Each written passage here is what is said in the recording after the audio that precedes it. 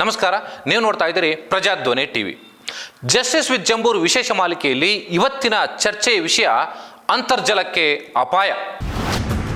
ಭಾರತದಲ್ಲಿ ಅಂತರ್ಜಲ ಅತಿ ಹೆಚ್ಚು ಬಳಕೆ, ಅದರಲ್ಲೂ ಬೆಂಗಳೂರಿಗೆ ಕಾದಿದೆ ಗಂಡಾಂತರ.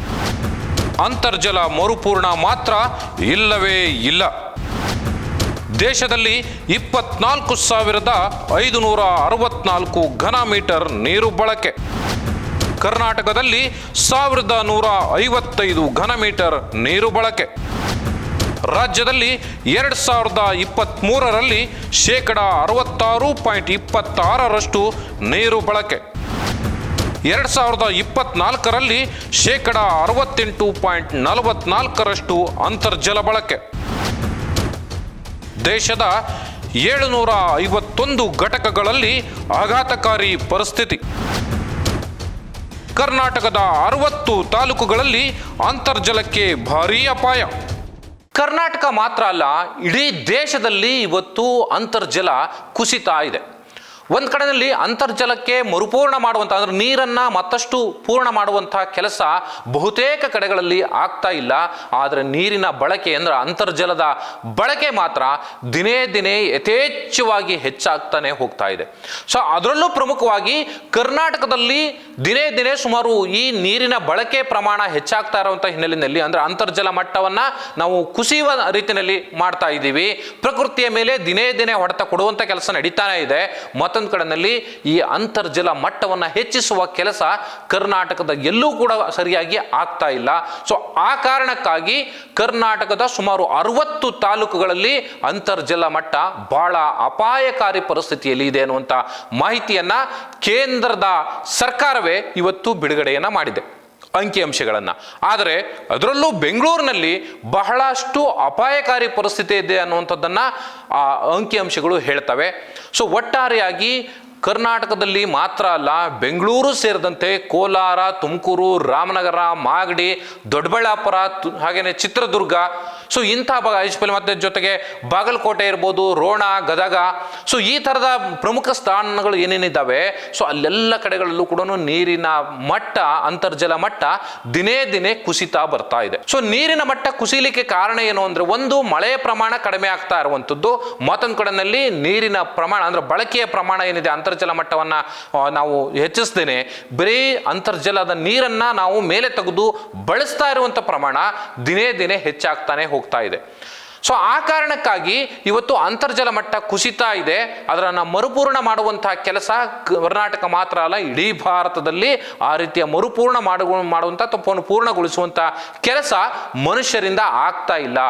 ಕೇವಲ ಕೃಷಿ ಚಟುವಟಿಕೆಗಳಿಗೆ ಮಾತ್ರ ಅಲ್ಲ, ಅನಗತ್ಯವಾದಂಥ ವಿಚಾರಗಳಿಗೂ ಕೂಡ ಫ್ಯಾಕ್ಟ್ರಿಗಳಿರ್ಬೋದು ಅಥವಾ ಮನೆಗಳಲ್ಲಿ ಬಳಸುವಂಥದ್ದು ಇರ್ಬೋದು, ಹೀಗೆ ಬೇರೆ ಬೇರೆ ಕೆಲಸಗಳಿಗೆ ನೀರನ್ನು ಇವತ್ತು ನಾವು ಬಳಸ್ತಾ ಇದ್ದೀವಿ ಅಂತರ್ಜಲ ಮಟ್ಟದ ಒಂದು ಹೆಚ್ಚಾಗದೇ ಇರೋ ರೀತಿಯಲ್ಲಿ. ಆದರೆ ಎಲ್ಲೂ ಕೂಡ ಮಳೆಯ ನೀರು ಅಥವಾ ಮಳೆಯಿಂದ ಬಂದಂಥ ನೀರು ಭೂಮಿಗೆ ಇಂಗಲಿಕ್ಕೆ ನಾವು ಅವಕಾಶಗಳನ್ನು ಕೊಡ್ತಾ ಇಲ್ಲ. ಸೊ ಅದಕ್ಕೆ ಬಹಳ ಪ್ರಮುಖ ಕಾರಣ, ಒಂದು ರೀತಿ ಜನಸಾಮಾನ್ಯರು ಎಷ್ಟು ಇದಕ್ಕೆ ಕಾರಣೀಭೂತರೋ ಅಷ್ಟೇ ಕಾರಣ ಸರ್ಕಾರಗಳು ಕೂಡ ಅಂದ್ರೂ ಕೂಡ ತಪ್ಪಾಗಲಿಕ್ಕಿಲ್ಲ. ಇವತ್ತು ನೀವು ಲೋಕಾರೂಢಿಯಾಗಿ ಗಮನಿಸೋದಾದ್ರೆ, ನೋಡೋದಾದ್ರೆ, ಬಹುತೇಕ ರಸ್ತೆಗಳು ಇವತ್ತು ಕಾಂಕ್ರೀಟ್ ಮಯ ಹಾಕಿ ಕೂತಿದ್ದಾವೆ. ಸೊ ಎಲ್ಲೂ ಕೂಡ ಒಂದು ಹನಿ ನೀರು ಕೂಡ ಭೂಮಿಗೆ ಇಂಗದೇ ಇರುವಂಥ ಪರಿಸ್ಥಿತಿ. ಒಂದು ಕಡೆಗೆ ರಸ್ತೆಗೆ ಬಿದ್ದ ನೀರು ಕೂಡ ಭೂಮಿಗೆ ಇಂಗೋದಿಲ್ಲ, ಇನ್ನು ಚರಂಡಿಗೆ ಬಿದ್ದಂಥ ನೀರು ಕೂಡ ಇವತ್ತು ಭೂಮಿಗೆ ಇಂಗೋದಿಲ್ಲ. ಸೊ ಆ ರೀತಿ ಭೂಮಿಯ ಆಳಕ್ಕೆ ನೀರು ಇಳಿದೇ ಇರೋ ರೀತಿಯಲ್ಲಿ ಇವತ್ತು ನಾವು ಅಭಿವೃದ್ಧಿ ಕಾಮಗಾರಿಗಳನ್ನ ಮಾಡ್ತಾ ಇದ್ದೀವಿ.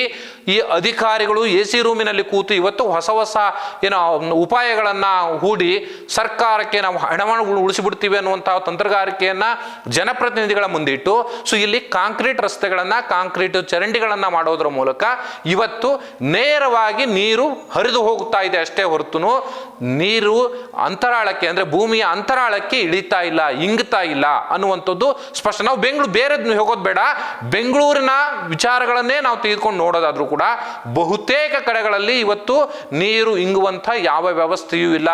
ಸರ್ಕಾರ ಒಂದು ಕಡೆಯಲ್ಲಿ ಇಂಗು ಗುಂಡಿಗಳನ್ನ ಮಾಡಬೇಕು ಪ್ರತಿ ಮನೆಯಲ್ಲೂ ಕೂಡ ಅನ್ನುವಂಥ ಒಂದು ಯೋಚನೆಯನ್ನ ಹುಟ್ಟ ಹಾಕ್ತು. ಆದರೆ ಅದು ಕೇವಲ ಕಾಗದ ಪತ್ರಗಳಲ್ಲಿ ಉಳಿದಿದೆ ಹೊರತು ಅಧಿಕೃತವಾಗಿ ಅಥವಾ ಪ್ರಾಕ್ಟಿಕಲ್ ಆಗಿ ಅದು ಬಳಕೆ ಆಗ್ತಾ ಇಲ್ಲ. ಕಾರಣ ಏನು ಅನ್ನೋದಾದ್ರೆ, ಪ್ರತಿ ಮನೆಯಲ್ಲೂ ಕೂಡ ಇಂಗು ಗುಂಡಿಗಳನ್ನು ಮಾಡಲಿಕ್ಕೆ ಅವಕಾಶಗಳು ಆಗ್ತಾ ಇಲ್ಲ. ಯಾಕೆಂದರೆ ದಿನೇ ದಿನೇ ಬೆಂಗಳೂರಿನಲ್ಲಿ ಸೈಟ್ಗಳ ಪ್ರಮಾಣ ಕಡಿಮೆ ಆಗ್ತಾ ಹೋಗ್ತಾ, ಅಂದರೆ ಸೈಜ್ ಕಡಿಮೆ ಆಗ್ತಾ ಹೋಗ್ತಾ ಇದೆ. ಹಾಗಾಗಿ ಇಂಗು ಗುಂಡಿಗಳಿಗೆ ಇಲ್ಲಿ ಜಾಗವೇ ಇಲ್ಲದೆ ರೀತಿಯಲ್ಲಿ ಆಗಿದೆ. ಆದರೆ ಸರ್ಕಾರವೇ ಇವತ್ತು ಈ ಮಳೆಯಿಂದ ಬಿದ್ದಂಥ ನೀರನ್ನು ಭೂಮಿಗೆ ಇಳಿಸುವಂಥ ಕೆಲಸವನ್ನು ಮಾಡಬೇಕಿತ್ತು. ಆದರೆ ಪ್ರತಿ ರಸ್ತೆಯನ್ನು ಇವತ್ತು ಕಾಂಕ್ರೀಟ್ಮಯ ಮಾಡಿರುವಂಥ ಕಾರಣಕ್ಕಾಗಿ ನೀರು ನೇರವಾಗಿ ಭೂಮಿಗೆ ಇಳಿತಾ ಇಲ್ಲ. ನಾನು ಕೆಲವು ಅಂಕಿ ಅಂಶಗಳನ್ನು ನಿಮ್ಮ ಮುಂದೆ ತೆರೆದಿಡುವಂಥ ಕೆಲಸವನ್ನು ಮಾಡ್ತೀನಿ. ಇಡೀ ಕರ್ನಾಟಕದಲ್ಲಿ ಕಳೆದ ಬಾರಿ ನಾವು ಕೇವಲ 61% ನೀರನ್ನು ಅಂತರ್ಜಲ ಮಟ್ಟವನ್ನು ನೀರನ್ನು ನಾವು ಬಳಕೆ ಮಾಡ್ಕೊಳ್ತಾ ಇದ್ದೀವಿ. 2023ನೇ ಇಸ್ವಿನಲ್ಲಿ 63% ನಾವು ನೀರು ಬಳಕೆಯನ್ನು ಮಾಡ್ಕೊಳ್ತಾ ಇದ್ವಿ. ಆದರೆ ಈ ವರ್ಷ 2024ರ ಹೊತ್ತಿಗೆ, ಅಂದರೆ ಡಿಸೆಂಬರ್ಗೆ ಆಗಲೇ ಮುಗಿದಾಯಿತು, 25ಕ್ಕೆ ನಾವು ಕಾಲಿಟ್ಟಿದ್ದೀವಿ. ಆದರೆ ಈ ಇಡೀ ವರ್ಷದಲ್ಲಿ ನಾವು 68%ಗೂ ಹೆಚ್ಚಿನ ನೀರನ್ನು ನಾವು ಅಂತರ್ಜಲ ಮಟ್ಟದಿಂದ ಬರ್ತಕ್ಕಂಥ ನೀರನ್ನು ತೆಗೆದು ನಾವು ಇವತ್ತು ಬಳಕೆ ಮಾಡ್ಕೊಳ್ತಾ ಇದ್ದೀವಿ. ಪ್ರತಿಯೊಂದು ವಿಚಾರಕ್ಕೂ ಕೂಡ ಅದೇ ನೀರನ್ನು ಬಳಕೆ ಆಗ್ತಾ ಇದೆ.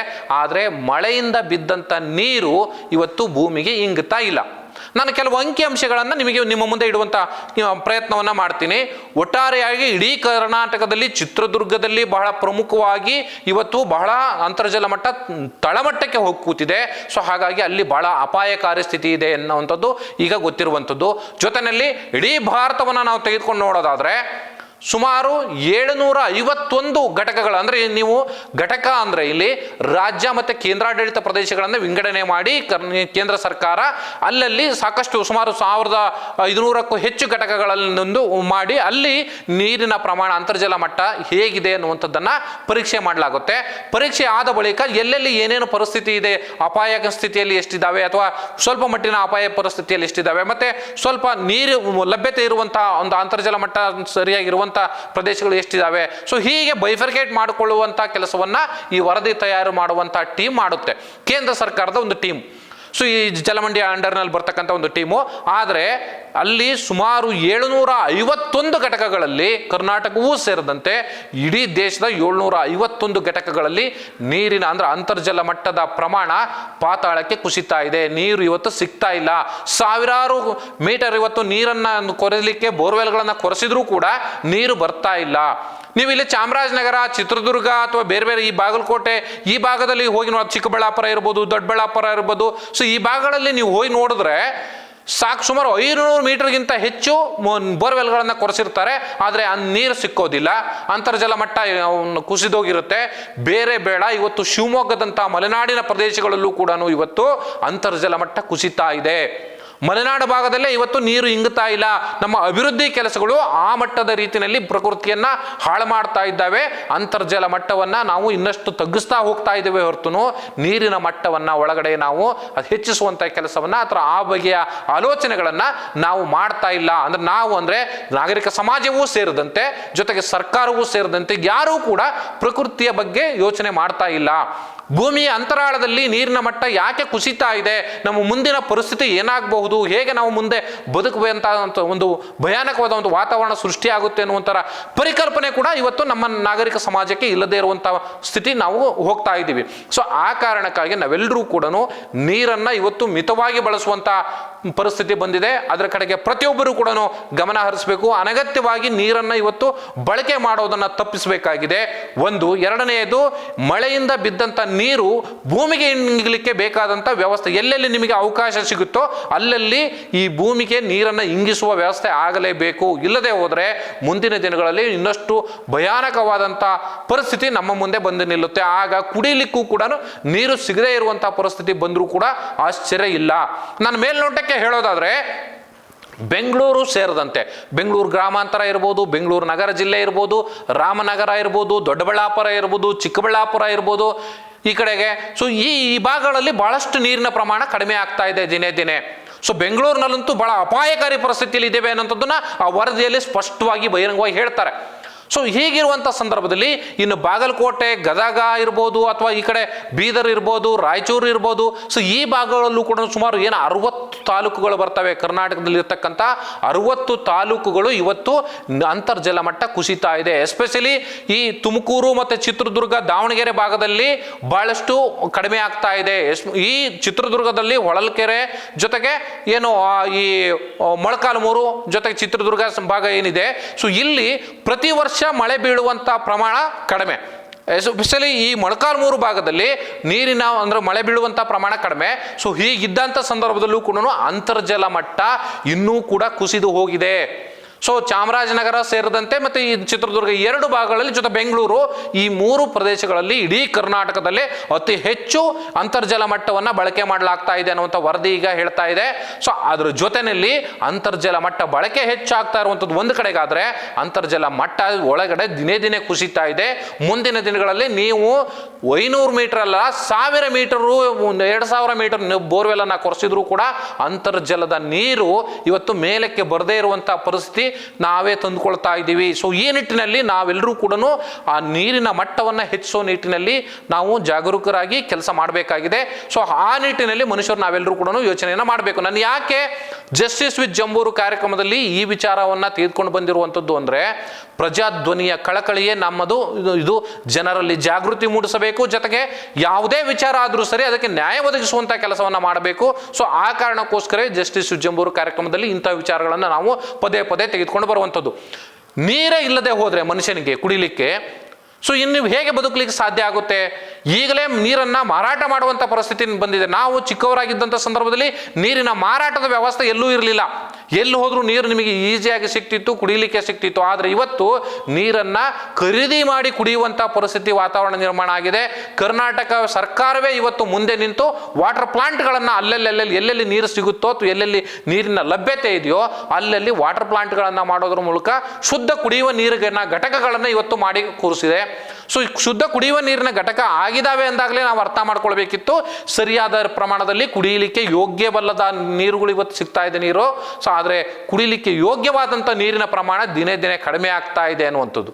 ಆದರೆ ನಮಗೆ ಕಾವೇರಿ ನೀರು ಬೆಂಗಳೂರಿಗೆ ಬಂದರೂ ಕೂಡ ಅದು ಕೂಡ ಸರಿಯಾಗಿ ಕುಡಿಲಿಕ್ಕೆ ಯೋಗ್ಯ ಇಲ್ಲ ಅನ್ನುವಂಥದ್ದು ಈಗ ಏನು ಸರ್ವೆ ಆಗಿರ್ತಕ್ಕಂಥ ಮಾಹಿತಿಗಳ ಪ್ರಕಾರ ಸಿಗ್ತಾ ಇರುವಂಥ ಮಾಹಿತಿ. ಆದರೆ ಅಂತರ್ಜಲ ಮಟ್ಟವೇ ಕುಸಿದು ಹೋಗಿಬಿಟ್ರೆ ನೀವು ಎಲ್ಲಿಂದಲೂ ಕೂಡ ನೀರನ್ನು ತರಲಿಕ್ಕೆ ಸಾಧ್ಯ ಇಲ್ಲ. ಸೊ ಯಾವುದೇ ರೀತಿಯ ಸೋರ್ಸ್ಗಳು ನಿಮಗೆ ಸಿಕ್ಕೋದಿಲ್ಲ. ಸೊ ಆ ನಿಟ್ಟಿನಲ್ಲಿ ಪ್ರತಿಯೊಬ್ಬ ನಾಗರಿಕರು ಕೂಡ ಇವತ್ತು ನಾವು ಅಂತರ್ಜಲ ಮಟ್ಟವನ್ನು ಹೆಚ್ಚಿಸೋ ನಿಟ್ಟಿನಲ್ಲಿ ಯೋಚನೆಯನ್ನು ಮಾಡಬೇಕು. ನಾನು ಇನ್ನು ಕರ್ನಾಟಕಕ್ಕೆ ಸಂಬಂಧಪಟ್ಟಾದರೆ ಕೆಲವು ಅಂಕಿ ಅಂಶಗಳನ್ನು ನಿಮ್ಮ ಮುಂದೆ ನಾನು ತೆರೆದಿಡುವಂಥ ಕೆಲಸವನ್ನು ಮಾಡ್ತೀನಿ. ಈಗಾಗಲೇ ಕೇಂದ್ರ ಜಲಮಂಡಳಿ ಏನಿದೆ, ಕೇಂದ್ರ ಅಂತರ್ಜಲ ಜಲಮಂಡಳಿ ದೇಶದ ಅಂತರ್ಜಲದ ಸಂಪನ್ಮೂಲ ಸ್ಥಿತಿಗತಿಯ ಬಗ್ಗೆ ಒಂದು ವರದಿಯನ್ನು ಸಿದ್ಧಪಡಿಸಿದೆ.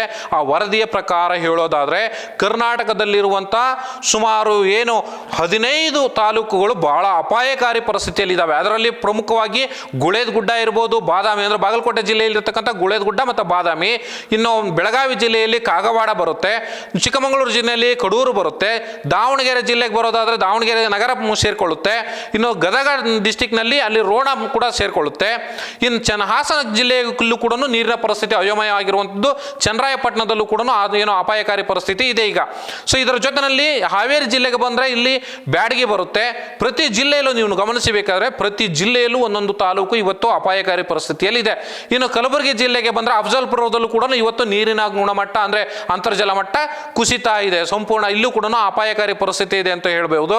ಇದರ ಜೊತೆಯಲ್ಲಿ ಯಲಬುರ್ಗಾಗೆ ಬಂದರೆ ಯಲಬುರ್ಗಾ ಮತ್ತು ಕಕನೂರು ಇವೆರಡೂ ಕೂಡ ಇಲ್ಲಿ ಕೊಪ್ಪಳ ಜಿಲ್ಲೆಯಲ್ಲಿ 2 ತಾಲೂಕುಗಳಲ್ಲೂ ಕೂಡ ನೀರಿನ ಅಂತರ್ಜಲ ಮಟ್ಟ ಸಂಪೂರ್ಣವಾಗಿ ಕುಸಿದು ಹೋಗಿದೆ. ಹಾಗಾಗಿ ಇದು ಕೂಡ ಅಪಾಯಕಾರಿ ಪರಿಸ್ಥಿತಿಯಲ್ಲಿದೆ. ಇನ್ನು ರಾಮನಗರ ಜಿಲ್ಲೆಯಲ್ಲಿ ಬರೋದಾದರೆ ರಾಮನಗರ ಮತ್ತು ಮಾಗಡಿ 2 ತಾಲೂಕುಗಳಲ್ಲೂ ಕೂಡ ಕುಡಿಯುವ ನೀರು ಮುಂದಿನ ದಿನಗಳಲ್ಲಿ ಸಿಗುವಂಥದ್ದು ಬಹಳ ಕಷ್ಟ ಇದೆ. ಅಂತರ್ಜಲ ಮಟ್ಟ ಇವತ್ತು ಸಂಪೂರ್ಣವಾಗಿ ಕುಸಿದು ಹೋಗಿದೆ. ಇನ್ನು ತುಮಕೂರು ಮತ್ತು ಕೊರಟಗೆರೆ ಈ 2 ತಾಲೂಕುಗಳಿದ್ದಾವೆ ಇಲ್ಲಿ. ಹಾಗೇನೆ ಹರಪನಹಳ್ಳಿ ಅಂದರೆ ವಿಜಯನಗರ ಜಿಲ್ಲೆಯ ಹರಪನಹಳ್ಳಿ ಇಲ್ಲಿ ಹೇಳಿದ್ನಲ್ಲ ಇವಿಷ್ಟು 15 ತಾಲೂಕುಗಳಲ್ಲೂ ಕೂಡ ಅಪಾಯಕಾರಿ ಪರಿಸ್ಥಿತಿ ಇದೆ. ಇನ್ನು ಭಾರಿ ಅಪಾಯಕಾರಿ ಪರಿಸ್ಥಿತಿಯಲ್ಲಿ ಇರ್ತಕ್ಕಂಥದ್ದು ಕರ್ನಾಟಕದಲ್ಲಿ ಸುಮಾರು 45 ತಾಲೂಕುಗಳು. ನಾನು ಅವುಗಳನ್ನು ಕೂಡ ನಿಮ್ಮ ಮುಂದೆ ತೆರೆದಿಡುವಂಥ ಪ್ರಯತ್ನವನ್ನು ಮಾಡ್ತೀನಿ. ಬಾಗಲಕೋಟೆ ಜಿಲ್ಲೆಯಲ್ಲಿ ಬಾಗಲಕೋಟೆ ಕೂಡ ಸೇರಿಕೊಳ್ಳುತ್ತೆ. ಇನ್ನು ಬೆಳಗಾವಿ ಜಿಲ್ಲೆಗೆ ಬರೋದಾದರೆ ಬೈಲಹೊಂಗಲ ಮತ್ತು ಸವದತ್ತಿ 2 ತಾಲೂಕುಗಳಲ್ಲೂ ಕೂಡ ಮುಂದಿನ ದಿನಗಳಲ್ಲಿ ನೀರು ಸಿಗುವಂಥದ್ದು ಅಲ್ಪ ಪ್ರಮಾಣದಲ್ಲಿ ಮಾತ್ರ. ಅಂದರೆ ಭಾರಿ ಅಪಾಯಕಾರಿ ಪರಿಸ್ಥಿತಿಯಲ್ಲಿ ಇವತ್ತು ಈ 2 ತಾಲೂಕುಗಳು ಬೆಳಗಾವಿನಲ್ಲಿ ಇರತಕ್ಕಂಥದ್ದು. ಇನ್ನು ನೆಲಮಂಗಲ, ದೇವನಹಳ್ಳಿ ಮತ್ತು ಹೊಸಕೋಟೆ ಬೆಂಗಳೂರಿಗೆ ಬರೋದಾದರೆ, ಜೊತೆಗೆ ದೊಡ್ಡಬಳ್ಳಾಪುರ, ಬೆಂಗಳೂರು ಗ್ರಾಮಾಂತರದಿಂದ ಈ 3 ತಾಲೂಕುಗಳು ಬರ್ತವೆ. ನೆಲಮಂಗಲ, ದೇವನಹಳ್ಳಿ, ಹೊಸಕೋಟೆ ಮತ್ತು ದೊಡ್ಡಬಳ್ಳಾಪುರ ಈ 4 ತಾಲೂಕುಗಳು ಬೆಂಗಳೂರು ಗ್ರಾಮಾಂತರದಲ್ಲಿ ಸೇರ್ಕೊಳ್ತವೆ. ಇನ್ನು ಬೆಂಗಳೂರು ಪೂರ್ವ, ಬೆಂಗಳೂರು ದಕ್ಷಿಣ ಸಿಟಿ ಒಳಗಡೆ ಬರೋದಾದರೆ ಬೆಂಗಳೂರು ಪೂರ್ವ, ಬೆಂಗಳೂರು ದಕ್ಷಿಣ, ಯಲಹಂಕ ಮತ್ತು ಬೆಂಗಳೂರು ನಗರ, ಆನೇಕಲ್ಲು, ಬೆಂಗಳೂರು ಉತ್ತರ. ಸೊ ಇಷ್ಟು ತಾಲೂಕುಗಳು ಅಂದರೆ ಇಡೀ ಒಟ್ಟಾರೆ ಬೆಂಗಳೂರು ಅಂತಲೇ ಹೇಳ್ಬೋದು ಇಲ್ಲಿ. ಸೊ ಬೆಂಗಳೂರು ಭಾರಿ ಅಪಾಯಕಾರಿ ಪರಿಸ್ಥಿತಿಯಲ್ಲಿ ಇರತಕ್ಕಂಥ, ಅದಕ್ಕೆ ಆವಾಗಲೇ ಹೇಳಿದ್ದು ಬೆಂಗಳೂರು ಸಿಲಿಕಾನ್ ಸಿಟಿ ಅಂತ ನಾವೇನು ಉದ್ಯಾನ ನಗರಿ ಅಂತ ಕರೆದುಕೊಂಡ್ರೂ ಕೂಡ ಇಲ್ಲಿ ಕುಡಿಯುವ ನೀರಿನ ವ್ಯವಸ್ಥೆ ಮುಂದಿನ ದಿನಗಳಲ್ಲಿ ಬಹಳ ಕಷ್ಟ ಆಗುತ್ತೆ. ಸೊ ಭಾರಿ ಅಪಾಯಕಾರಿ ಪರಿಸ್ಥಿತಿಯಲ್ಲಿ ನಾವಿದ್ದೀವಿ ಎನ್ನುವಂಥದ್ದನ್ನು. ಇನ್ನು ಗುಂಡ್ಲುಪೇಟೆ ಅಂದರೆ ಚಾಮರಾಜನಗರ ಡಿಸ್ಟಿಕ್ನಲ್ಲಿ ನೋಡೋದಾದರೆ ಚಾಮರಾಜನಗರ ಮತ್ತು ಗುಂಡ್ಲುಪೇಟೆ 2 ತಾಲೂಕುಗಳಲ್ಲೂ ಕೂಡ ಕುಡಿಯುವ ನೀರು ಸಿಗೋದಕ್ಕೆ ಬಹಳ ಕಷ್ಟ ಮುಂದಿನ ದಿನಗಳಲ್ಲಿ. ಸೊ ಅಂಥ ಒಂದು ಅಪಾಯಕಾರಿ ಪರಿಸ್ಥಿತಿ ಇವತ್ತು ಎದುರಾಗ್ತಾ ಇದೆ. ಇದನ್ನು ಕೇಂದ್ರ ಸರ್ಕಾರವೇ ಕೊಟ್ಟಿರ್ತಕ್ಕಂಥ ಮಾಹಿತಿ. ನಾವೆಲ್ಲೂ ಕೂಡ ಇದನ್ನು ಊಹೆ ಮಾಡ್ಕೊಂಡಾಗಲಿ ಅಥವಾ ಯಾರದೋ ಹೇಳಿದ್ರು ಅನ್ನೋ ಕಾರಣಕ್ಕಾಗಿ ಹೇಳ್ತಾ ಇಲ್ಲ. ಕೇಂದ್ರ ಸರ್ಕಾರವೇ ಬಿಡುಗಡೆ ಮಾಡಿರ್ತಕ್ಕಂಥ ಮಾಹಿತಿ ಪ್ರಕಾರ ನಾನು ಮಾಹಿತಿಗಳನ್ನು ಕೊಡ್ತಾ ಇರುವಂಥದ್ದು. ಇನ್ನು ಚಿಂತಾಮಣಿ, ಚಿಕ್ಕಬಳ್ಳಾಪುರ, ಶಿಡ್ಲಘಟ್ಟ, ಬಾಗೇಪಲ್ಲಿ ಮತ್ತು ಗುಡಿಬಂಡೆ, ಗೌರಿಬಿದನೂರು, ಚಿಕ್ಕಬಳ್ಳಾಪುರ ಜಿಲ್ಲೆಯೇ ಇವತ್ತು ಆತಂಕಕಾರಿ ಪರಿಸ್ಥಿತಿಯಲ್ಲಿದೆ. ಮತ್ತೊಂದು ಸಾರಿ ನಾನು ಹೇಳಲಿಕ್ಕೆ ಇಷ್ಟಪಡ್ತೀನಿ, ಚಿಂತಾಮಣಿ, ಚಿಕ್ಕಬಳ್ಳಾಪುರ, ಶಿಡ್ಲಘಟ್ಟ, ಬಾಗೇಪಲ್ಲಿ, ಗುಡಿಬಂಡೆ ಮತ್ತು ಗೌರಿಬಿದನೂರು. ಸೊ ಇಷ್ಟು ಕಡೆಗಳ ತಾಲೂಕುಗಳು ಕೂಡ ಇವತ್ತು ಭಾರಿ ಅಪಾಯಕಾರಿ ಪರಿಸ್ಥಿತಿಯಲ್ಲಿ ಇರತಕ್ಕಂಥದ್ದು. ಇನ್ನು ಚಿಕ್ಕಮಗಳೂರು ಜಿಲ್ಲೆಯಲ್ಲಿ ಅಜ್ಜಂಪುರ ತಾಲೂಕೇನಿದೆ, ಇಲ್ಲಿ ಭಾರಿ ಅಪಾಯಕಾರಿ ಪರಿಸ್ಥಿತಿ ಇದೆ ಮುಂದಿನ ದಿನಗಳಲ್ಲಿ. ಇನ್ನು ಚಿತ್ರದುರ್ಗಕ್ಕೆ ಬರೋದಾದರೆ ಹೊಳಲ್ಕೆರೆ, ಹೊಸದುರ್ಗ, ಚಳ್ಳಕೆರೆ, ಚಿತ್ರದುರ್ಗ, ಹಿರಿಯೂರು ಈ ಏನು 5 ತಾಲೂಕುಗಳಿದ್ದಾವೆ. ಈ 5 ತಾಲೂಕುಗಳಲ್ಲೂ ಕೂಡ ಭಾರಿ ಅಪಾಯಕಾರಿ ಪರಿಸ್ಥಿತಿ ಇದೆ. ಅಂತರ್ಜಲ ಮಟ್ಟ ಸಂಪೂರ್ಣವಾಗಿ ಕುಸಿದು ಹೋಗಿದೆ. ಸೊ ಹಾಗಾಗಿ ನೀರು ಸಿಗುವಂಥದ್ದು ಮುಂದಿನ ದಿನಗಳಲ್ಲಿ ಅಂತರ್ಜಲ ಬಹಳ ಕಷ್ಟ ಇದೆ. ಸೊ ಬಹಳ ಅಪಾಯಕಾರಿ ಪರಿಸ್ಥಿತಿಯಲ್ಲಿ ಇರುವಂಥದ್ದು. ಇನ್ನು ದಾವಣಗೆರೆಗೆ ಬರೋದಾದರೆ ದಾವಣಗೆರೆ, ಚನ್ನಗಿರಿ ಮತ್ತು ಜಗಳೂರು ಈ 3 ಜಿಲ್ಲೆಗಳಲ್ಲೂ ಕೂಡ ಈ 3 ತಾಲೂಕುಗಳಲ್ಲೂ ಕೂಡ ಈ ಒಂದು ಅಪಾಯಕಾರಿ ಪರಿಸ್ಥಿತಿ ಇರುವಂಥದ್ದು. ಇನ್ನು ಗದಗ ಜಿಲ್ಲೆಯಲ್ಲಿ ರೋಣದಲ್ಲಿ ನಾನು ಈಗಾಗಲೇ ಹೇಳಿದ ಹಾಗೆ ಅಪಾಯಕಾರಿ ಪರಿಸ್ಥಿತಿ ಇದೆ. ಆದರೆ ಗಜೇಂದ್ರಗಢದಲ್ಲಿ ಭಾರಿ ಅಪಾಯಕಾರಿ ಪರಿಸ್ಥಿತಿ ಇದೆ ಅನ್ನುವಂಥದ್ದನ್ನು ಈ ಸಮೀಕ್ಷೆ ಹೇಳುತ್ತೆ. ಇನ್ನು ಹಾಸನ ಜಿಲ್ಲೆಯಲ್ಲಿ ಅರಸೀಕೆರೆ ಕೂಡ ಭಾರಿ ಅಪಾಯಕಾರಿ ಪರಿಸ್ಥಿತಿಯಲ್ಲಿದೆ. ಇಲ್ಲೂ ಕೂಡ ಅಂತರ್ಜಲ ಮಟ್ಟ ಸಂಪೂರ್ಣವಾಗಿ ನೆಲಕಚ್ಚಿಬಿಟ್ಟಿದೆ. ಇನ್ನು ಇದು ಕೋಲಾರ ಜಿಲ್ಲೆಗೆ ಬರೋದಾದರೆ ಮುಳಬಾಗಿಲು, KGF, ಕೋಲಾರ, ಬಂಗಾರಪೇಟೆ, ಮಾಲೂರು ಮತ್ತು ಶ್ರೀನಿವಾಸಪುರ ಈ ಏನು 6 ತಾಲೂಕುಗಳಿದ್ದಾವೆ. ಈ 6 ತಾಲೂಕುಗಳಲ್ಲೂ ಕೂಡ ನಾನು ಮೊದಲೇ ಹೇಳಿದೆ ಕೋಲಾರ ಜಿಲ್ಲೆಯಲ್ಲಿ ಭಾಳ ಅಪಾಯಕಾರಿ ಪರಿಸ್ಥಿತಿ ಇದೆ ಅಂತೇಳಿ, ಬೆಂಗಳೂರು ಸೇರಿದಂತೆ. ಸೊ ಹಾಗಾಗಿ ಈ 6 ತಾಲೂಕುಗಳಲ್ಲೂ ಕೂಡ ಮುಂದಿನ ದಿನಗಳಲ್ಲಿ ಅಂತರ್ಜಲ ಸಂಪೂರ್ಣವಾಗಿ ಕುಸಿದು ಹೋದ ಕಾರಣಕ್ಕೆ ಕುಡಿಯಲಿಕ್ಕೆ ನೀರು, ಬೇರೆ ವಿಚಾರಗಳಿಗೆ ಬೇಡ, ಕುಡಿಯಲಿಕ್ಕೂ ಕೂಡ ಇವತ್ತು ನೀರು ಸಿಗದೇ ಇರುವಂಥ ಪರಿಸ್ಥಿತಿ ನಿರ್ಮಾಣ ಆಗುತ್ತೆ. ಸೊ ಅಂಥ ಒಂದು ಆತಂಕ ಪರಿಸ್ಥಿತಿಯಲ್ಲಿ ನಾವಿರತಕ್ಕಂಥದ್ದು. ಇನ್ನು ರಾಮನಗರ ಜಿಲ್ಲೆಗೆ ಬರೋದಾದರೆ ಹಾರೋಹಳ್ಳಿಯಲ್ಲೂ ಕೂಡ ನೀರು ಸಿಕ್ಕೋದಿಲ್ಲ. ಮಾಗಡಿ, ರಾಮನಗರದಲ್ಲಿ ಅಲ್ಪ ಸ್ವಲ್ಪ ಸಿಗಬಹುದು. ಆದರೆ ಹಾರೋಹಳ್ಳಿಯಲ್ಲಿ ಸಂಪೂರ್ಣವಾಗಿ ಕುಡಿಯುವ ನೀರಿನ ಸಮಸ್ಯೆ ಆಗುವಂಥದ್ದು ಎಲ್ಲ ಲಕ್ಷಣಗಳಿದ್ದಾವೆ. ಸೊ ಹಾಗಾಗಿ ಅಲ್ಲಿರ್ತಕ್ಕಂಥ ನಾಗರಿಕರು ಎಚ್ಚರಿಕೆಯಿಂದ ಇರಬೇಕು. ಇನ್ನು ತುಮಕೂರು ಜಿಲ್ಲೆಗೆ ಬರೋದಾದರೆ ತಿಪಟೂರು, ಶಿರಾ, ಮಧುಗಿರಿ ಮತ್ತು ಚಿಕ್ಕನಾಯಕನಹಳ್ಳಿ ಈ ಏನು 4 ತಾಲೂಕುಗಳಿದ್ದಾವೆ. ಈ 4 ತಾಲೂಕುಗಳಲ್ಲೂ ಕೂಡ ಸಂಪೂರ್ಣವಾಗಿ ನೀರು ಇವತ್ತು ಅಂತರ್ಜಲ ಏನು ನೆಲಕ್ಕೆ ಬಿದ್ದಿದೆ, ಅಂದರೆ ಪಾತಾಳಕ್ಕೆ ಸೇರಿದೆ. ಸೊ ಹಾಗಾಗಿ ಅಲ್ಲಿ ಕುಡಿಯುವ ನೀರಿನ ಸಮಸ್ಯೆ ಭೀಕರವಾಗಿ ಕಾಡುವುದರಲ್ಲಿ 2 ಅನುಮಾನಗಳೇ ಇಲ್ಲ. ಇನ್ನು ವಿಜಯನಗರ ಜಿಲ್ಲೆಗೆ ಬರೋದಾದರೆ ಹಗರಿಬೊಮ್ಮನಹಳ್ಳಿ ಮತ್ತು ಕೊಟ್ಟೂರು ಈ 2 ತಾಲೂಕುಗಳಲ್ಲೂ ಕೂಡ ಬಹಳಷ್ಟು ಅಪಾಯಕಾರಿ ಪರಿಸ್ಥಿತಿ ಎದುರಾಗುವಂಥ ಸಾಧ್ಯತೆ ಇದೆ. ಸೊ ಆ ಮಟ್ಟಕ್ಕೆ ಈಗ ನಾವು ಹೇಳೋದಾದರೆ ಇಡೀ ಕರ್ನಾಟಕದಲ್ಲಿ ನಗರ ಪ್ರದೇಶದ ಜನರೇ ನಾವು ಅಂತರ್ಜಲ ಮಟ್ಟವನ್ನು ಕುಸಿಲಿಕ್ಕೆ ಬಹಳ ಪ್ರಮುಖ ಕಾರಣ ಆಗಿರ್ತಕ್ಕಂಥದ್ದು. ಯಾಕೆ ಅಂದರೆ ನಗರ ಪ್ರದೇಶಗಳು ಏನಿದ್ದಾವೆ, ಇಡೀ ಕರ್ನಾಟಕದ ಒಟ್ಟು ನಗರ ಪ್ರದೇಶಗಳನ್ನು ತೆಗೆದುಕೊಂಡ್ರೆ 50% ಅಂತರ್ಜಲವನ್ನು ಬಳಕೆ ಮಾಡ್ತಾ ಇರುವಂಥದ್ದೇ ನಗರ ಪ್ರದೇಶದ ಜನರು. ಇನ್ನು 85% ನಾವು ಅಲ್ಲಿ ಹಳ್ಳಿಯ ಜನರು ಬಳಕೆ ಮಾಡ್ತಾರೆ. ಅಂದರೆ ಕೃಷಿ ಚಟುವಟಿಕೆಗಳು ಸೇರಿದಂತೆ ಬೇರೆ ಬೇರೆ ಚಟುವಟಿಕೆಗಳಿಗೆ ಅಂತರ್ಜಲ ನೀರನ್ನು ಹಳ್ಳಿಯ ರೈತರು ಬಳಸ್ಕೊಳ್ತಾರೆ ಅಥವಾ ಹಳ್ಳಿಯ ಜನರು ಬಳಸ್ಕೊಳ್ತಾರೆ. ಆದರೆ ಅವರೆಲ್ಲರೂ ಹಳ್ಳಿಯ ಜನ ಬಳಸ್ಕೊಳ್ತಾ ಇರುವಂಥದ್ದನ್ನು ಯೋಚನೆ ಮಾಡಿದ್ರೆ ಅಲ್ಲಿ ಕೃಷಿ ಚಟುವಟಿಕೆಯೂ ಸೇರಿದಂತೆ ಬಳಕೆ ಆಗುತ್ತೆ. ಆದರೆ ಅದರಿಂದ ನಮಗೆ ಆಹಾರವನ್ನು ಉತ್ಪಾದನೆ ಮಾಡಲಿಕ್ಕೂ ಕೂಡ ಇಲ್ಲಿ ಬಳಕೆ ಮಾಡುವಂಥದ್ದು ಇಲ್ಲಿ ಸರ್ವೆನಲ್ಲಿ ವ್ಯಕ್ತ ಆಗಿರುವಂಥದ್ದು. ಅಂದರೆ ಅದನ್ನು ಸೇರಿದಂತೆ ಅವರು ರಿಪೋರ್ಟನ್ನು ಕೊಟ್ಟಿರ್ತಕ್ಕಂಥದ್ದು. ಆದರೆ ನಾವಿಲ್ಲಿ ನಗರ ಪ್ರದೇಶಗಳಲ್ಲಿ, ಫ್ಯಾಕ್ಟ್ರಿಗಳಲ್ಲಿ, ಜೊತೆಗೆ ಈ ನಾವು ಬೇರೆ ಬೇರೆ ವಿಚಾರಗಳಿಗೆ ಇಲ್ಲಿ ನಗರ ಪ್ರದೇಶದಲ್ಲಿ ಬಳಸುವಂಥ ಒಟ್ಟು ಪ್ರಮಾಣ 50%. ಅಂದರೆ ನಾವು ಅರ್ಥ ಮಾಡ್ಕೊಳ್ಳಿ, ಅನಗತ್ಯವಾಗಿ ನೀರು ಬಳಕೆ ಆಗ್ತಾ ಇರುವಂಥದ್ದು ಇವತ್ತು ನಗರ ಪ್ರದೇಶಗಳಲ್ಲಿ. ಆ ಕಾರಣಕ್ಕಾಗಿ ಇವತ್ತು ಎಲ್ಲೆಂದರಲ್ಲಿ ಇವತ್ತು ಬೋರ್ವೆಲ್ಗಳನ್ನು ಕೊರೆಸುವಂಥ ಅಥವಾ ಅಂತರ್ಜಲವನ್ನು ಹೀರಿ ತೆಗೆಯುವಂಥ ಕೆಲಸಗಳನ್ನು ಇವತ್ತು ನಾವು ಮಾಡ್ತಾ ಇದ್ದೀವಿ. ಆದರೆ ಒಟ್ಟಾರೆಯಾಗಿ ನಾವು ಏನೇನು ಇವತ್ತು ನಿಮಗೆ ಡೀಟೇಲ್ಸನ್ನು ಕೊಟ್ಟೆ, ಸುಮಾರು 60 ತಾಲೂಕುಗಳೇನಿದ್ದಾವೆ. ಸೊ 60 ತಾಲೂಕುಗಳು ಕೂಡ ಸಂಪೂರ್ಣವಾಗಿ ಇವತ್ತು ಆ ನೀರಿನ ಮಟ್ಟ ಕುಸಿದು ಹೋಗಿದೆ. ಇನ್ನು ಉಳಿದ ತಾಲೂಕುಗಳಲ್ಲಿ ಮಾತ್ರ ಅಲ್ಲಲ್ಲಿ ಸ್ವಲ್ಪ ಅವು ಏನೋ ಸೇಫ್ ಅಂತ ಹೇಳ್ತಿಲ್ಲ ನಾನು. ಸೊ ಅಲ್ಲೂ ಕೂಡ ಅಂತರ್ಜಲ ಮಟ್ಟ ಕುಸಿದು ಹೋಗಿದೆ. ಆದರೆ ಅಲ್ಪ ಸ್ವಲ್ಪ ನೀರು ಸಿಗಲಿಕ್ಕೆ ಸಾಧ್ಯತೆ ಇದೆ ಮುಂದಿನ ದಿನಗಳಲ್ಲಿ. ಆದರೆ ಏನು 60 ತಾಲೂಕುಗಳಿದ್ದಾವೆ, ಬೆಂಗಳೂರು ನಗರ ಸೇರಿದಂತೆ ರಾಮನಗರ, ಚಿಕ್ಕಬಳ್ಳಾಪುರ, ತುಮಕೂರು, ದಾವಣಗೆರೆ, ಜೊತೆಗೆ ಇದು ಬಾಗಲಕೋಟೆ, ಬೆಳಗಾವಿ, ಹಾಗೆಯೇ ಏನು ಚಿತ್ರದುರ್ಗ, ದಾವಣಗೆರೆ. ಸೊ ಈ ಜಿಲ್ಲೆಗಳಲ್ಲಿ ಏನಿದ್ದಾವೆ, ಇಲ್ಲಿ ದಿನೇ ದಿನೇ ಬಹಳ ಅಪಾಯಕಾರಿ ಪರಿಸ್ಥಿತಿಯನ್ನು ನಾವು ಎದುರಿಸಬೇಕಾಗುತ್ತೆ. ಸೊ ಹಾಗಾಗಿ ಜನ ಈಗಲೇ ಮುಂತಾನು ಇಲ್ಲಿ ಎಲ್ಲೂ ಕೂಡ ನಾವು ಎಕ್ಸಾಗ್ರೇಟ್ ಮಾಡಿ ಹೇಳ್ತಾ ಇಲ್ಲ. ಪ್ರಜಾಧ್ವನಿಯ ಮೂಲ ಉದ್ದೇಶವೇ ಈ ತರದ ವಿಚಾರಗಳನ್ನ ಜನರಲ್ಲಿ ಒಂದು ಜಾಗೃತಿಯನ್ನ ಮೂಡಿಸಬೇಕು ಅನ್ನುವಂಥದ್ದು. ಬೇರೆ ಏನೋ ಈಗಾಗಲೇ ಬೇರೆ ಬೇರೆ ಚಾನಲ್ಗಳಲ್ಲಿ ನೀವು ನೀರನ್ನೇ ಕುಡಿಬೇಡಿ, ಹಂಗೆ ಮಾಡಬೇಡಿ, ಹಿಂಗೆ ಮಾಡಬೇಡಿ, ಎಲ್ಲವೂ ಕಲುಷಿತ ಆಗ್ಬಿಟ್ಟಿದೆ, ಏನು ಅಕ್ಕಿ ಇರ್ಬೋದು, ಮತ್ತೊಂದು ಇವೆಲ್ಲ ತೋರಿಸ್ತಾರೆ, ನನಗೆ ಗೊತ್ತಿದೆ. ಆದರೆ ಜನರನ್ನ ಭಯ ಬೀಳಿಸುವ ನಿಟ್ಟಿನಲ್ಲಿ ನಾವು ಈ ಒಂದು ಸ್ಟೋರಿಯನ್ನ ಮಾಡುವಂತ ಕೆಲಸವನ್ನ ಮಾಡ್ತಾ ಇಲ್ಲ, ಅಥವಾ ಈ ಜಸ್ಟಿಸ್ ಜಂಬೂರು ಕಾರ್ಯಕ್ರಮದಲ್ಲಿ ಈ ಚರ್ಚೆಯನ್ನ ನಾವು ಮಾಡ್ತಾ ಇಲ್ಲ. ಆದರೆ ಜನರಲ್ಲಿ ಜಾಗೃತಿ ಇರಬೇಕು. ನಾವು ಎಚ್ಚೆತ್ಕೊಂಡ್ರೆ ಈ ಅಪಾಯಕಾರಿ ಪರಿಸ್ಥಿತಿಯಿಂದ ಹೊರಗೆ ಬರಲಿಕ್ಕೆ ಸಾಧ್ಯತೆ ಇದೆ. ಇಲ್ಲದೆ ಹೋದರೆ ನಾವು ಅಪಾಯಕಾರಿ ಪರಿಸ್ಥಿತಿಯನ್ನ ಎದುರಿಸಲೇಬೇಕಾದಂಥ ವಾತಾವರಣ ಇವತ್ತು ನಾವೇ ಸೃಷ್ಟಿ ಮಾಡ್ಕೊಳ್ತಾ ಇದ್ದೀವಿ. ಇಲ್ಲಿ ಸರ್ಕಾರ ಏನೇ ಮಾಡಿದ್ರೂ ಕೂಡ ಈ ಸಮಸ್ಯೆಯಿಂದ ಬಗೆಹರಿಸಲಿಕ್ಕೆ ಸಾಧ್ಯವೇ ಆಗೋದಿಲ್ಲ. ಇದು ಈ ಸಮಸ್ಯೆ ಬಗೆಹರಿಯಬೇಕು ಅನ್ನೋದಿದ್ರೆ ಒಂದು ನಾಗರಿಕ ಪ್ರಪಂಚ ಇವತ್ತು ಅರ್ಥ ಮಾಡ್ಕೊಳ್ಬೇಕು, ಜೊತೆಗೆ ಜಾಗೃತರಾಗಿ ನಾವು ಏನು ಮಾಡಬೇಕು ಆ ನಿಟ್ಟಿನಲ್ಲಿ ಕೆಲಸವನ್ನ ಮಾಡಬೇಕು. ಸರ್ಕಾರಗಳು ಯಾರೇ ಬರಲಿ, ಅದು ಯಾವುದೇ ಪಕ್ಷ ಪಾರ್ಟಿಗಳು ಬರಲಿ, ಆದರೆ ಅವರು ಮಾಡುವ ಕೆಲಸ ಒಂದೇನೆ. ಯಾರೇ ಬಂದರೂ ಕೂಡ ನಾವು ಇವತ್ತು ಕಾಂಕ್ರೀಟ್ ರಸ್ತೆಗಳನ್ನು ಏನು ಮಾಡ್ತಾ ಇದ್ದೀವಿ, ಅಥವಾ ಕಾಂಕ್ರೀಟ್ ಚರಂಡಿಗಳನ್ನು ಏನು ಮಾಡ್ತಾ ಇದ್ದೀವಿ, ನೀರು ಎಲ್ಲೂ ಕೂಡ ಇಂಗ್ಲಿಕ್ಕೆ ಅವಕಾಶವೇ ಇಲ್ಲದೆ ರೀತಿಯಲ್ಲಿ ಇವತ್ತು ನೀರನ್ನು ಹರಿದು ಬಿಡುವಂಥ ಕೆಲಸ ಏನು ನಡೀತಾ ಇದೆ, ಅದಕ್ಕೆ ಕಡಿವಾಣ ಹಾಕಬೇಕು. ಆ ನೀರನ್ನು ಕನಿಷ್ಠ ಪಕ್ಷ ಭೂಮಿಗೆ ಇಳಿಸುವಂಥ ಎಲ್ಲೆಲ್ಲಿ ಅವಕಾಶ ಸಿಗುತ್ತೋ ಅಲ್ಲಲ್ಲಿ ನೀರನ್ನು ಭೂಮಿಗೆ ಇಳಿಸುವಂಥ ಕೆಲಸವನ್ನು ನಾವು ಮಾಡಲೇಬೇಕು. ಅದಕ್ಕೆ ನಾಗರಿಕ ನಾಗರಿಕ ಜನರೇನಿದ್ದೀರಿ ಎಲ್ಲರೂ ಕೂಡ ನಾವು ಕೈ ಜೋಡಿಸಬೇಕಾಗುತ್ತೆ. ಸೊ ಅದನ್ನು ಮಾಡದೆ ಹೋದರೆ ಹೊಲದಲ್ಲಿರಲಿ ಅಥವಾ ಮನೆಗಳಲ್ಲಿರಲಿ, ಹಳ್ಳಿಗಳಲ್ಲೂ ಕೂಡ ನೀರನ್ನ ಈ ಮರುಪೂರ್ಣ ಮಾಡುವಂತ ಕೆಲಸ ಆಗಬೇಕು. ಅಂದ್ರೆ ಮಳೆಯಿಂದ ಬಿದ್ದಂತ ನೀರು ಭೂಮಿಗೆ ಆಳಕ್ಕೆ ಇಳಿಬೇಕು. ಸುಮ್ಮನೆ ಹರಿದು ಹೋದರೆ ಎಲ್ಲೋ ಒಂದು ಕೆರೆಗೋ ಅಥವಾ ಕಟ್ಟೆಗೋ ಅಥವಾ ಸಮುದ್ರಕ್ಕೋ ನೀರು ಹರಿದು ಹೋಗುತ್ತೆ, ಅಲ್ಲಿ ಯಾವುದೇ ರೀತಿಯ ಪ್ರಯೋಜನಗಳಾಗೋದಿಲ್ಲ. ಏನೋ ಈ ಭೂಮಿಗೆ ಬಿದ್ದ ನೀರು ಆಳಕ್ಕೆ ಇಳಿದ್ರೆ ಮಾತ್ರ ನಮಗೆ ನೀರು ಕುಡಿಯಲಿಕ್ಕೆ ಸಿಗಲಿಕ್ಕೆ ಸಾಧ್ಯ ಆಗುತ್ತೆ. ಇಲ್ಲದೆ ಹೋದರೆ ಕೇವಲ ನಾವು ಮುಂದಿನ ದಿನಗಳಲ್ಲಿ ನೀವು ದುಡ್ಡು ಕೊಟ್ಟರೂ ಕೂಡ ನೀರು ಸಿಗದೇ ಇರುವಂಥ ಅಪಾಯಕಾರಿ ಪರಿಸ್ಥಿತಿಯಲ್ಲಿ ನಾವಿದ್ದೀವಿ.